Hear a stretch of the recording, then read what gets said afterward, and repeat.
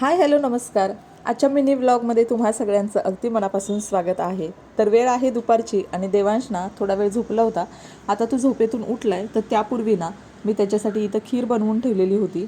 आता थंडीचे दिवस सुरू झालेले आहेत ना, तर मध्ये आधी आपल्याला भूकसुद्धा खूप लागते, तर त्यासाठी मखाणेसुद्धा भाजून ठेवलेत, जे मधल्या आदल्या वेळेमध्ये कधी आपल्याला छानपैकी खाता येतात.